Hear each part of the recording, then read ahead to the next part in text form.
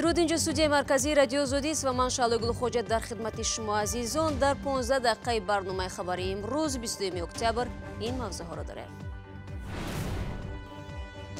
بخت سویکی میخندد. طرح عفو 20,000 نفر در تاجیکستان نزدیکان محبوسان، گمانبران و بازداشت شده ها را امیدوار کرده است. مرا گفتن که کدام بنده اما همونش خوندم که هم خیلی تجهیزات با ارزش 2 میلیون دلار. وزارت انرژی آمریکا به فرودگاه دوشنبه امکان جلوگیری از مواد خطرناک هسته‌ای را فراهم آورد. شاید از دیگر دولت‌هایی که دارای سلاح قتل عام میباشد چنین موادها گردش غیرقانونی راه دهد. ساکنان آب میخواهند صاحبکار باشد پول و یا بحث سر یک چاه در ناحیه مومن‌آباد خانواده‌ها را لبتش نگذاشته است. احوال بدای دیگه به نام یک عذاب زور او میگیریم. اما آغاز میکنم از یک خبر دیگر. دادگاه عالی تاجیکستان حکم 2 پسر امردین تبارف رهبر پیشین جماعت انصارالله را اعلام کرده است. عبدالفتاح تبارف به 23 و سید جمال‌الدین تبارف به 16 سال زندان محکوم شدند. هر دو را سال گذشته از افغانستان به تاجیکستان استرداد کردند. آنها را به تشکیل اتحاد جنایی دعوت عمومی برای سرنگونی حکومت گناهکار دانستند. نظر نزدیکان و وکیلان مدافع تبارف فعلا دسترس نیست. جماعت انصارالله یک سازمان افراطی و غیرقانونی اعلام شده است. وزارت انرژی آمریکا برای جلوگیری از همه گونه ترکش‌های تروریستی و واردسازی موادهای یادرویی به تاجیکستان چندین تجهیزات تقدیم کرد. به همین ترتیب اکنون فرودگاه دوشنبه صاحب دستگاه معاین‌سازی رادیاسیون و موادهای خطرناک هسته‌ای شد. تجهیزات ضروری را امروز سفارت آمریکا در حضور خبرنگاران سپارید. همکاران ما نیز آنجا بودند و این لحظه ها را به نوار گرفتند.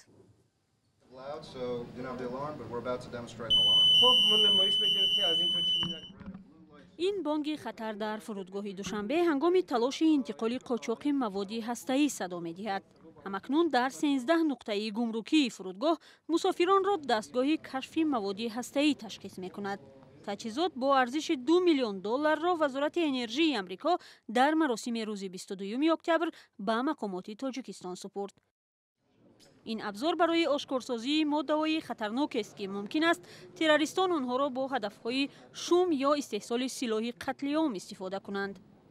مقامات تاجیکستان میگویند چنین خطر وجود دارد. با نظر داشتی همسرحد بودن جمهوری تاجیکستان با جمهوری اسلامی افغانستان چنین خطر موجودیت دارد و از همین خاطر شاید از دیگر دولت‌هایی که دارای سلاح قتل عام میباشد چنین موادها گردش غیرقانونی راه دهد. از همین خاطر حکومت جمهوری تاجیکستان اقدام گرفته است که تمام گذرگاه‌های خود را با چنین دتکتورها مجهز گرداند. هدف کمک به تاجیکستان تامین امنیت در منطقه و مبارزه با قاچاق مواد هسته‌ای گفته شد. تا امروز ناظران گمرک در فرودگاه دوشنبه امکان دقیق آشکارسازی ماده‌های خطرناک هسته‌ای را نداشتند. و کارمندان گمرک طرز استفاده این ابزار را هم نشان دادند. افسوس تا امروز ما بعضی تجهیزات‌های خرد داشتیم اما آنها نمی‌توانستند که پورا همه جانبه اویدی موادهای کیمیایی و رادیاسیونی برای ما پورا معلومات دهند و عموما نظارت را در شکل درست مانند. مقامات در تاجیکستان تصمیم دارند در 45 گذرگاه مرزی دستگاه‌های آشکارسازی مواد هسته‌ای و سلاح قتل عام را نصب کند. تا امروز 6 گذرگاه مرزی کشور با چنین دستگاه مجهز شده است. مقامات آمریکا برای تامین گذرگاه‌های دیگر با دستگاه‌های نو اظهار آمادگی کردند. تجهیزات معمولی به مثل دستگاه‌های پیدا کننده متل قدرت کشف ماده‌های رادیاتیوی را ندارند. دستگاه‌های مذکور با دقیقیت بلند امکان می‌دهد که انتقال ماده‌های خطرناک را توسط گذرگاه‌ها مثل این فرودگاه پیشگیری کنیم.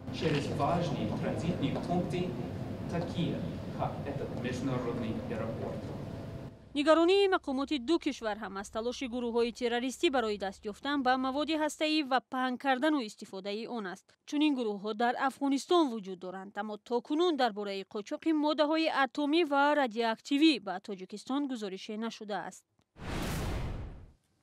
رو می‌ریم به موضوع دیگر. در مفصل عراق صدها خانواده بعد از ترک اردوگاه دیگر باره به آنجا برگشتند. مفصل تکیه‌گاه بزرگ و آخرین گروه تندروی دولت اسلامی در عراق بود. ارتش عراق با پشتیبانی نیروهای هوایی ائتلافی به رهبری آمریکا ماه ایول سال 2017 این شهر را از دست جنگجویان آزاد کرد. اما طوری به نظر می‌رسد ساکنان آنجا تا هنوز به زندگی مقرری برنگشتند. طاهر سفر در این باره نقل می‌کند.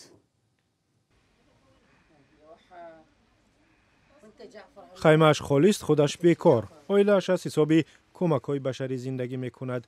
نهایت عیسی ناچار در این اردوگاه در عراق زندگی دارد چون در زادگاهش موصل جای اقامت نیست. این شهر در شمال عراق را 2 سال پیشتر از دست جنگجویان داعش آزاد کردند، اما ده ها هزار ساکنش که در اردوگاه‌ها پناه یافتند به خانه‌هایشان برنمیگردند. وقتی به موصل برگشتم خانه‌ام را نیافتم چونکه ویران شده بود. اجاره هم گرفتن نتوانستم چون پول ندارم. برای همین دیگر باره به اردوگاه برگشتم. در عراق 1,600,000 بیجا شده باقی ماندند. 300,000 نفرشان فقط از موصل هستند. بسیاری از اردوگاه‌های پناهجویان مثل شهر کامل ولی از خیمه شدند. اداره مهاجرت موصل میگوید روزانه 25 عائله خانه‌های ویرانه را ترک کرده در جستجوی شرایط بهتر به اردوگاه‌ها برمیگردند. منذ عملیات تحریر محافظه نینوا بعد آغاز عملیات برای آزاد کردن ولایت نینوا بیشتر از 14 اردوگاه تأسیس دادیم. در آنها بیشتر از 34,000 خانواده زندگی می‌کنند. بیشتر از 1 سال است که ما هر روز مهاجرت برعکس را می‌بینیم. سازمان جهانی مهاجرت میگوید تقریباً 30,000 پناهجوی بازگشته از موصل در شرایط بسیار بد زندگی می‌کنند. قسمت شرقی شهر کمتر آسیب دیده است، اما در کنار رود دجله شهر کهنه موصل به خرابه‌زار تبدیل شده است. ما ناچار به اینجا برگشتیم، هرچند زندگی اینجا امکان ناپذیر است. مجبور بودیم برگردیم چون در شرق موصل خانه اجاره گران است و ما پول نداریم. برای بعضی عائله‌های ناچار و فقیر عراقی همین خرابه‌ها هم حالا خانه شدند. شما برنامه خبری رادیو زودی رو تماشا دارید. رئیس دادگاه عالی تاجیکستان به دادگاه‌های کشور سپارش داده است که بعد قبول و با اجرا درآمدن قانون عفو تطبیق آن را تحت نظارت قطعی بگیرند. مقامات میگویند قانون باید از اولهای ماه آینده به حکم اجرا درآید، البته بعد آنکه مجلس نمایندگان لایحه قانون را تصویب و پرزیدنت کشور امضا نماید. خبری پیشنهادی عفو هزارها نفر گروهی از ساکنان تاجیکستان را به کم شدن مهلت حبس پیوندانشان و یا رهایی آنها امیدوار نموده است. سرانگیز نوروشو و شادمانی تیم با چندی از آنها صحبت داشتند. خبری اعلانی عفو 20,000 زندانی را برفیماه کمالووا از رسانه‌ها شنیده از شادی اشک ریخت. پسر 35 ساله این مادر حدوداً 1 سال اخیر در محبس است. او برای قاچاق مواد مخدر 9 سال و 6 ماه روانه زندان شد. شادی مگر ایستادم در تلویزیون ایستادم. چند روزی که این نمایش در تلویزیون از چند کانالی که تاجیکستان شده بدن در تلویزیون نمیخواد تماشا کرده شدگیم. مادر میگوید پسرش همگی 9 ماه پیش از بازداشت از زندان آزاد شده بود. با ادعای این مادر این بار پسرش گناه نداشت. شایمانو میگم شایمانو ایجورا بازی و چه اومدم جشتگیم. همی گناه نکردم، همی دو فرق نگور نبودم، میگم چجونه که کردم چیکار کنم دوری نکردم. برفیماه باز نشسته است و میگوید پیشبرد زندگی 3 فرزند خردسال پسرش را هم اکنون او به عهده دارد. اعلان عفو این مادر را به نزدیک شدن آزادی پسرش از زندان امیدوار کرده است. پرسیدم یک دو تا ادوکاتو شناسا رو پرسیدم و مرا گفتن که کدام بنده. اما همونش خواندم که هم خیلی گفتم میغلطم. پیشنهاد قانون نوی عفو به پارلمان تاجیکستان بسیاری ها را مثل این مادر برای آزادی نزدیکانشان از زندان و یا کم شدن مهلت جزای آنها امیدوار کرده است. قانون عفو در آستانه جشن 25مین سالگرد قبول کنستیتوسیای تاجیکستان از سوی رئیس جمهور به پارلمان پیشنهاد شد. این قانون نسبتی بیش از 20,000 نفر تطبیق می شود. بر پایه این طرح زنان، نابالغان، مردانی از 55 ساله بالا، معیوبان گروهی 1، 2 و 3، آنهایی که از بی‌احتیاطی دست به جنایت زدند و آنهایی که باری اول جنایت‌های نچندان سنگین و میانه صادر کردند عفو می شوند.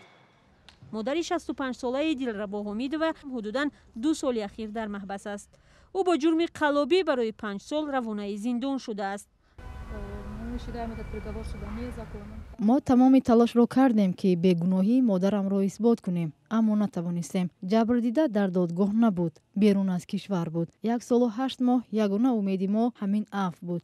خبری در انتظار اعلان عفو پیوندان اکثر محبوسان را در تاجیکستان به سراغ وکیلان حقوق شناسان برده است. همه آنها می‌خواهند بدانند که آیا پرونده نزدیکان آنها به قانون عفو وارد می شود یا نه. اما با گفته حقوق شناسان در برابر این امیدواری و خوشحالی ها قانون عفو برای یک گروه دیگر مایه نگرانی و تأسف است. ممکن است جبردگان را به تشویش بیارد که نابسته از آن که گناهش اثبات شده است، جزا تعیین شده است، ولی تا آخر جزا در محبس نشسته عفو می شود و به آزادی می برآید. طبق مقررات قانون عفو بعد بررسی و تصویب شدن در پارلمان تاجیکستان باید در مدت 2 ماه عملی شود. در نویه مومن‌آباد 2 ماه بین طرف بین ساکنان یک دهه نوبنیاد و صاحبکار بر سر آبی چاه بحث می رود. دهه نوبنیاد در پهلوی شاهروی بین‌المللی کولوب در واز خاروق جایگیر است. ساکنان ادعا دارند دسترسی آنها را به آبی چاه عمودی صاحبکار محدود کرده است و می خواهد از آنها پول آب را ستاند. ولی صاحبکار دعوا دارد که مردم محله پول برق را پرداخت نکردند و برای همین از آب محروم شدند. چنانچه روی بحث را محمود جان رحمتزاده تحقیق کرد و گزارش را از رستم جانی میشنویم. این بابا و نبیره هر روز از 2 کیلومتر دور آب می آرند که تا 2 ساعت وقتی آنها را می گیرد. او باش کجا میره؟ او ساکن این دهه نوبنیاد است که در نزدیکی شهر کولاب جایگیر است و نام ندارد. میگویند 2 ماه می شود صاحبکار آب را برای زیاده از 100 خانواده بسته است. ببین اول بدای دیگه بنام یک عذاب زور او میگیریم. از این چاه عمودی رودی تیبلای چند سال باز مردم آب می گرفت. آب زیادیش میرزه در سوی تیبلای رفته است نمیته مردم. از صاحبکار نورعلی حسنов نام میبرند که سال 2018 استراحتگاه متعلق به کوپراتیو تیبلای را خریده آنجا باغ بنیاد کرده است. این جای 1300 تا درخت شنونده است. بکنه یک چای عمودی بکنه بخچه آب ما را کار نگیره. صاحبکار مدعی است که مردم باید پول برق را سپارند وگرنه آب را نخواهند دید. محکم خلق آب نمیتونه اینجا. این رفتار آنها مردم را حیرت زده کرده است. دوره غلامداری نیست که واقعی ما سوم جمع کنیم سومی دچای سویتی رو بتیم و مردک بخیزه کیف کنه صفا کنه و ما عذاب بکشیم. این مصاحب ما میگوید در ایستگاه برقی حساب کنه که خود را نصب کردند و قرضدار نیستند. مقامات به رادیوی آزادی گفتند صاحبکار حق فروش آب چاهای عمودی را ندارد. این چاه عمودی را سال 1981 ساختند و هر کس میتواند از آن استفاده برد. ساکنان میگویند به مراجعت های پیوسته خود جواب نمیگیرند. نوشتگی زبان کاغذ میمونه تمام دیگه اینه. مردمی که به حل مشکلی به آبی باور ندارند خانه خود را به فروش گذاشتند. امی باور که یگون تش حل نمیکنه یگون تش. در حکومت ناحیه مومن‌آباد به رادیو آزادی گفتند به این مشکلی محله بی نام و بی آب خواهند رسید. و دادگاه در شهر سنت پتربورگ روسیه حکم اخراج 15 شهروند تاجیکستان را صادر کرده. بررسی پرونده این افراد در دایره محکمه 36 پرونده شهروندان تاجیکستان صورت گرفته است. این مهاجران روز 18 اکتبر به گمان نقض قاعده بود و باش در روسیه گناهکار می‌شدند. بر اساس حکم دادگاه پرونده شماری از آنها قتل و برخی دیگر با جریمه آزاد شدند. بینندگان عزیز رسیدیم به پایان برنامه. نشینه برنامه فردا تقدیمتون میگردد. تا اون وقت از وبسایت رادیو آزادی استفاده کنید. گزارش‌ها و نوارهای جالب در کانال ما در یوتیوب دسترس خواهد بود. آنجا نیز سر بزنید و البته تماشای نوید بامدادی را صبح فردا فراموش نکنید. تا فردا خدا نگهدار.